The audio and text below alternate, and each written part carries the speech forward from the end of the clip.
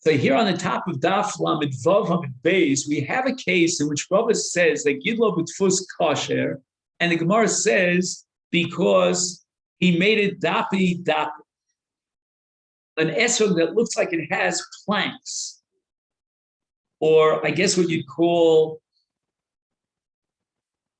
Just see if he adds anything here. It's like a wheel. A wheel has a hub, and then it has, is the word spokes? Is that a correct word in English?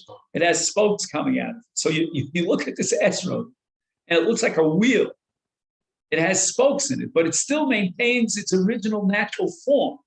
I would think that it has all these ridges and spokes. It's already looks like a new period. But Ravis Machadish does a gewaltige chiddush that if he makes it with these planks, with these indentations, then it's kosher. He says here in the English translation that Rava refers to a case where the mold forced the esrog to grow with exaggerated grooves. Okay, so I'm thinking of S&G over here, you're feeling groovy. So that each groove dips almost to the core of the esrog, and the entire thickness of the esrog consists of ridges and grooves. I would apostle, right? The esrog resembles a water wheel lying on its side with its broad spokes reaching from its core to its parameter. But since its shape is similar to that of a naturally grown esrog, therefore it's kosher. Itmar, esrog shenekavuhu achbarim. Wow. The mice, and again, we have to assume the mice didn't take a bite out of the esrog. Because if that be the case, then it's not l'kicha tama. And I don't need Rav to tell me ein zeh hada, that it's not beautiful. It must be that somehow the mice bit into the esrog. What's the singular of a mouse? I guess, right?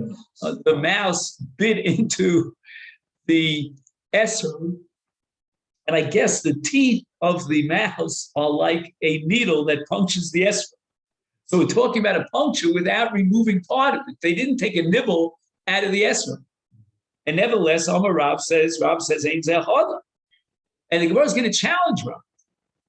You can have an esrog that's been punctured by a mouse, and the Gemara argues it should be kosher. Why? Eini v'arav Rabbi Chanina matbil bei v'nafek bei.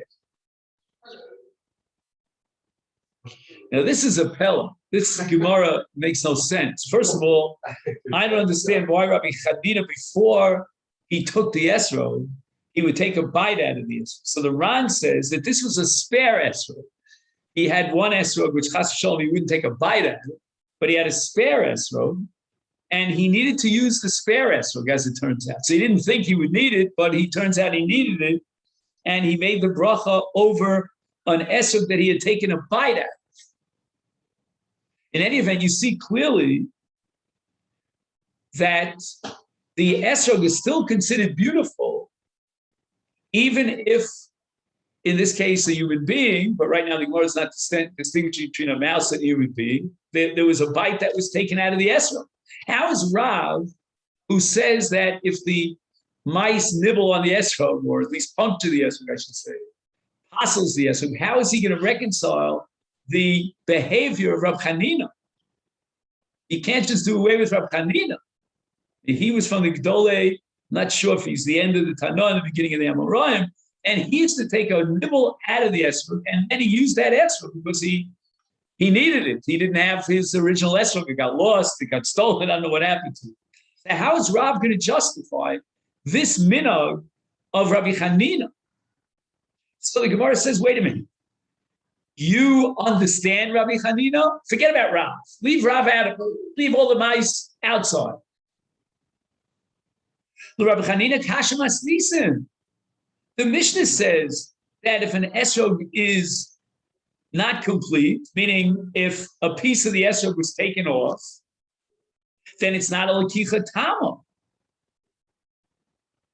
So Rabbi Chanina is against the Mishnah. You know, you don't have to attack Rav and say, well, Rav, you came up with the mouse case. What are you going to do with Reb Chanina? What's Reb Chanina going to do with our Mishnah? Says the Gemara, Bishlema Masnisin Rabbi Chanina lo kash. I can certainly reconcile Reb Chanina with our Mishnah. How so? Kan b'yontif rishon, kan b'yontif sheni. Chanina was Mekil, and he was able to be lenient and use an esrog that he had bid into for the balance of Sukkah. So you remember that the mitzvah of Sukkah d'oraisa is only on the first day, but for the rest of the days of Sukkah, which is only d'Rabbanan, that's where Rabbi Chanina was Mekil.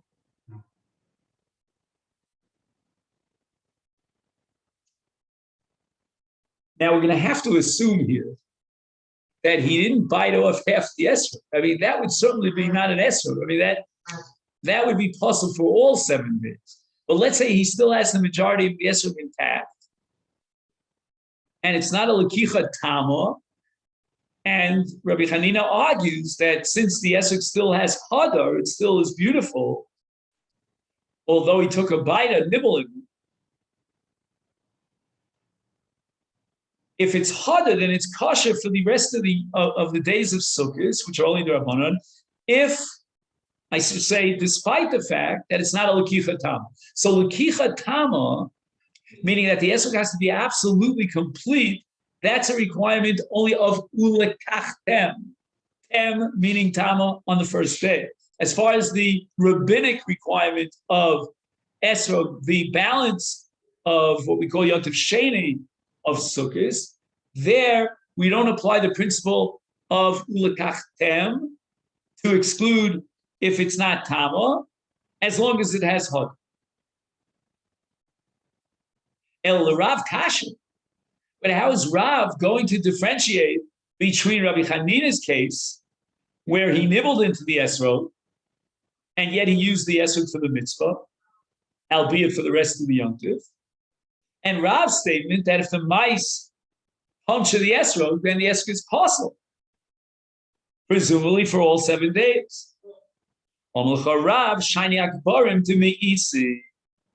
a human being takes a nibble of an esrog, it doesn't become mos, and mos is antithetical to hadar. In the case where a mouse nibbled at an esrog, it's repulsive, and therefore it's completely lacking in hadar. Now we have a totally different lishon, a totally different transmission of Rav. Omar Rav, hadar. Wow.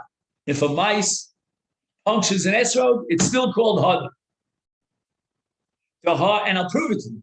Rabbi Chanina makalei v'nofikli. He would take a nibble of his esrog and he would eat it.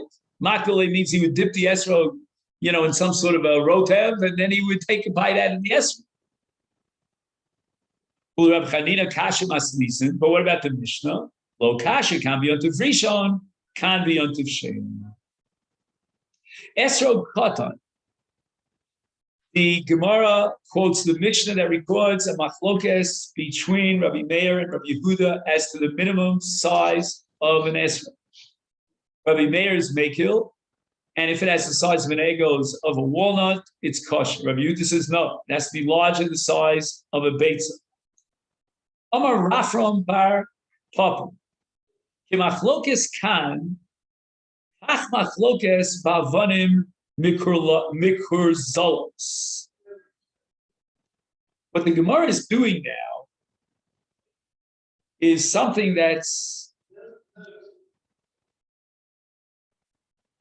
technical and not lumdish. What I mean to say is there's no conceptual connection here between the sugya of the minimum size of an esrog and the size of avanim mikor zolos. It's just a technical external comparison, because we're going to find that the shiur of these avanim, to be matir muktzah, and we'll explain that, is a machlokes Rabbi Meir and Rabbi Yehuda. It sounds like it's an identical machlokes. Again, it has nothing to do. I mean, the issue of avonim and muktzah has nothing to do with the size of an esrog, but it's just a good way of remembering. So what are these avonim mikurzolos? These stones, very small stones, are either the size, according to Rabbi Meir, of a walnut, or according to Rabbi Yehuda, of an egg. Believe it or not, used, if I can formulate it dustly to try to be a little bit clean about it, they are replacement for toilet paper. They didn't have toilet paper in those days. Who remembers the beginning of COVID? You remember how everyone made a mad rush to buy toilet paper? You remember that? So back in the day, they didn't even have toilet paper. But if there was COVID back then, I don't think so. There weren't too many bats around. But there would be a mad rush to the supermarket to buy these avonim. These are small stones that had a shape that would go into the rectum, and you could clean the feces out. Now, a stone is muktzah. If there's ever a classic category of muktzah, it's a stone. However, if he's going out to the fields to defecate, and it's open, so it's not a rishus hayachid, it's not covered, by walls or circled by walls. So he's allowed to carry within the field because he's not going into rishus hayachid. So he hasn't violated a malach of hotzah d'oraisa.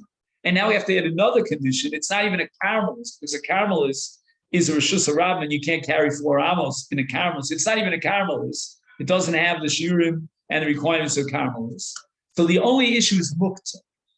So the Chachamim made a dispensation. This is called kavod habrios, for the sake of kavod habrios, the dignity of man, that he should be able to move and therefore use these avonim they come to a point so that shop as a method to clean him. He's allowed to move these, what normally would be muktzah, and the Chacham say, you know what? We're going to give it a new status. It's called avonim mikurzolos, and it's not muktzah. Nitzanya sholosh avonim mikurzolos mutar lahachnis b'Shabbos. So you're allowed to bring out to the Beis HaKisei these 3 avonim mikurzolos. In other words, the assumption is that you're not violating meleches hotzah, not even in a caramelist. You're all in a field, and we're going to allow you to do this. So kama shi'urim, however, define these avonim. When are they functional, and when did the Chacham say they're in a separate category, they're not muktzah? And here we have machlokes that's recorded in the Brisa between Rabbi Meir Omer Ke'egos and Rabbi Yehuda Omer Ke'beisa. So it's an interesting thing that we find the same shitos in esrog, the minimum size of an esrog, and the machlokes Rabbi Meir Egos and Rabbi Yehuda Beitza, as we find in the heter muktzah, to move these avonim zolos on Shabbos, zolos on Shabbos.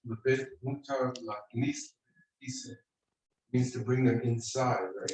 Correct. But it has to be a Beis HaKisei that's not surrounded by walls. It's out there in the open fields.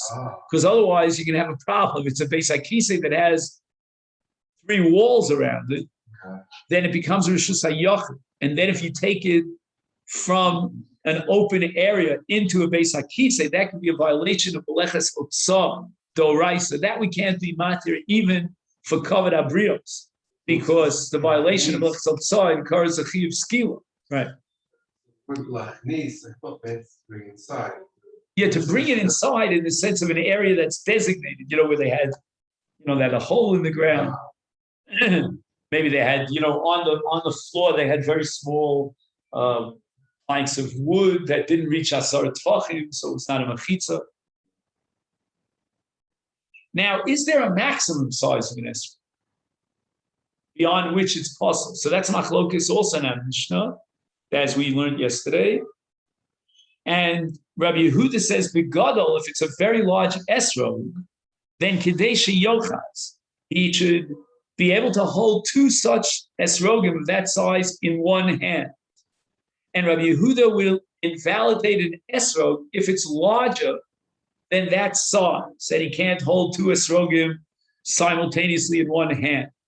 And if you recall yesterday, we mentioned because he may take up the esrog in his right hand instead of the left hand.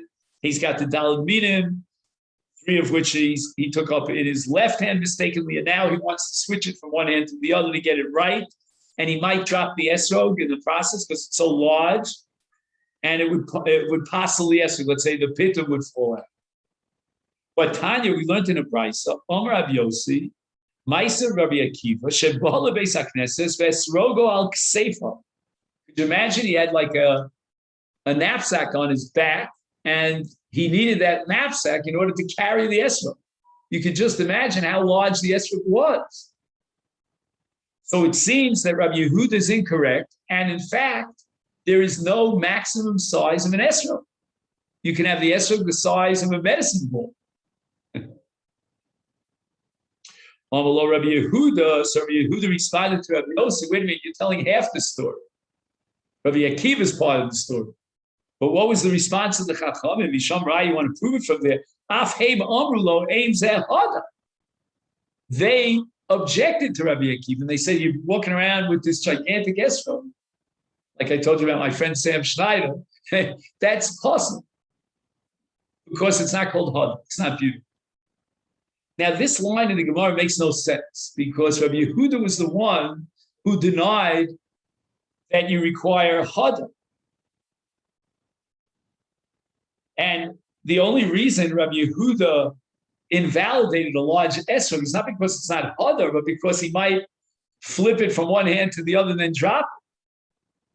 But I guess what we have to say is that Rabbi Yehuda is saying to the Chachamim, let's say, you're not concerned at all that he might drop the esrog, but at least you have to admit that there's an issue of hadar here. Again, I never accepted that psul of hadar, but according to your shita, certainly the Chachamim would have objected to Rabbi Akiva. This leads us to the Mishnah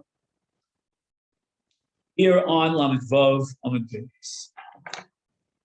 Now, if you recall, we have a machlokes between Rabbi Yehuda and the Chachamim as to whether a lulav tzarich eged. And if you don't remember that name, just remember the baskan, right? Eged, baskan. And Rabbi Yehuda derived from Gzeirat Shava, we mentioned it many times, to Agudas Ezo, that you need eged. And this Mishnah that we're learning is a continuation of that issue about whether a lulav requires eged. Rabbi Yehuda opens our Mishnah and he says, Ein ogdin es halulav ela b'mino. In order to bind your 3 minim together, which according to Rabbi Yehuda is an absolute requirement, you have to use mino, something that belongs to the, let's say, the palm tree. So take off a leaf of a lulav and use it to bind the lulav. So if, let's say, you would use a cord that's made of linen, that would be unacceptable according to Rabbi Meir. You can take a linen thread and use it to bind your 3 minim, because Rabbi Meir doesn't require eged, and therefore, if you're only beautifying the esrog, if it's a beautiful linen thread or cord, or let's say if we'll soon see about a gold cord, Adarabah, use gold. And Amar Rabbi Meir, in fact, the Anshe Yerushalayim, they were the pious Jews of Yerushalayim. And Ma'aseh the Anshe Yerushalayim shall you ogdin es lulaveim b'gimonios shel zav. They actually bound their 3 minim with fibers and linen, or fibers and cords that were made of gold, because they wanted to beautify the lulav, so they used gold. But according to you, Rabbi Yehuda, who says ein ogdin ela b'mino, certainly gold was not mino. Amrulo. So it seems that Rabbi Yehuda himself was not available for questioning, for an interview. So the Chachamim defended Rabbi Yehuda, and they said to Rabbi Meir, "B'mino hayu ogdin also." In truth, they had a piece of, let's say, lulav leaf that they used for binding, milamata, underneath, meaning directly in contact with the this gimel meaning. And then on top, milamala, they wrapped gold in order to be makayim the mitzvah of zekeh l'yaveyu and beautiful. And that's not a problem. So don't prove that any material whatsoever is kosher for the binding from the fact that the Anshe Yerushalayim used gold cords, because that gold cord was wrapped around a mino, meaning a specific product of the palm tree, which is called mino, that was directly in contact with the gimel mino. Omar Rava says that afilu b'siv, meaning that which Rabbi Yehuda requires mino, it's any part of the palm tree, even the sieve of the palm tree. There are ropes, so to speak, natural ropes that go around and circle around the palm tree in its base, and you could rip them off and use them for binding your lulav. In fact, you can go to the base of the tree, the trunk of the tree, cut down wood, make it into a thin rope, and use it to bind the gimel minim, because it's called mino. Anything that comes from the palm tree is called mino. Other materials would not be mino. My time with Rabbi Yehuda. What was the logic that compelled Rabbi Yehuda to disqualify other materials she'eno mino? Because Sava, Rabbi Yehuda says lulav tzarech eged. What that means is that it's absolutely critical to bind the three minim. And that means that the binding itself is part of what we call, in Lamdish terms, the chefza shel lulav. If it's part of the chefza shel lulav, and it's not one of the minim, then maisi mina chrida ba'avi chamisha minim. Then he's violating Bal Tosef, which I think is in this week's parish. I don't know. Anyway, I always want to keep a chumash here, but I always forget to bring it in. Where's Bal Tosef? Okay. Anyway. Oh yeah, I think it's in Perek Yud Gimel. Okay. Is it? Yeah, if you don't mind. Or even you can take this chumash below the Tanakh. Open up to chapter 13 if you can. And see if you find Bal Tosef. And then tell me what parish it's in. It's either Akev or Gimel? Yeah, Yud Gimel is Re'eh. So we read it already. Okay. Where does Shoftim? Yeah, we'll just see a lot of. Right, and where does Re'eh begin? I'm just curious which chapter. I'm sorry, where does Shoftim begin? Is that Tezayin? 16 maybe? Okay. Anyway. See, here this Rabbi says a real Lamdish Sugi here. The Gemara is saying that the binding itself, that element which is used as an ancient for Eged, is part of the lulav, even though it's going horizontal and not vertical. But nevertheless, it's part of the chefza shel lulav. Therefore, you violate Bal Tosef if you take another min. But what about my sheet? That if it's part of the palm tree, then there's no the base of the palm tree, or we said even the ivy that grows around the palm tree. All this is considered mino, and therefore it's not Bal Tosef.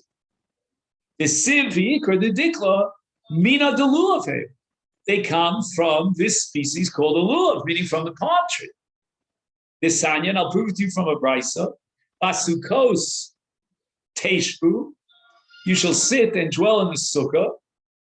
Sukkah shall kol davar. It means the schach itself could be made of anything. Divrei Rabbi Meir, Rabbi Yehuda Omer, ein sukkah no heges ella bi'arba minim shebelula pilei plun. Have you ever heard this sheet? If somebody will tell you don't use for schach unless it's one of the four minim, you'll tell him he's crazy. But he's not. We don't pass it like this, but this is Rabbi Yehuda's shita. And he derives it from a kal v'chomer. He says, "V'adin nosing." Din means a kal v'chomer. Uma lulav she'enu noeg b'leilos kibayom. It means that the lulav only applies by yom harishon, meaning during the day and not at night, as opposed to sukkah, which is day and night. Is eino noeg ela barbas minim. You can only fulfill this mitzvah, which is limited to daytime, with one of the four, with the four minim, but not another min, is Sukkah, Shedoheges Bolelos Kiveyamim. Sukkah is even a more expansive mitzvah. It applies both at night and by day. Eino din, certainly, Shalote Elabar Bas Haminim. Amrulo, they said to him, Kol din shatadan tchilasa lahachnir v'sofo lahakil eino din. If you have a kal v'chomer, which begins with a kula, and you find a kula in a chamur, and therefore certainly in a kal, but if that kula will lead to a chumrah, that disqualifies the kal v'chomer. And here we turn to Daf Lamed Zayin. And why is this a chumrah? When you tell me that schach could only be kosher from Daled Minim, because lo matzah arba minim, imagine it's Erev Sukkot, and he's desperate to find schach. I don't know what you're familiar with. In Har Nof, where I live, I mean, Erev Sukkot is like people are running around, there's a hole here, and only got to get more schach. And lo and behold, Yoshe Batel, he's not going to look for schach, because the only schach that he can find is a lulav, or a hadas, or an arava. The Torah eagerly wants you to get into the sukkah, and you're not going to go into the sukkah. Why? Because Rabbi Yehuda's Kal V'chomer tells you that the only schach you can find is of these minim, and you won't be able to find them. Now, if not for the Gemara, intuitively I would have said something totally different. You know, it's your problem and headache to go ahead and find the Daled minim, and make sure that you have an ample Daled minim, or 3 out of the 4 minim for your schach. You know, the fact that you're running around, that's not a halachic chumrah. But the truth is, the Gemara is only using this to illustrate that Rabbi Yehuda, this is false. This is a foul play. This is not a valid kal v'chomer. A kal v'chomer is meant to derive a kula, and now you're deriving a chumrah, which could, in effect, undermine the whole mitzvah of the Daled Minim.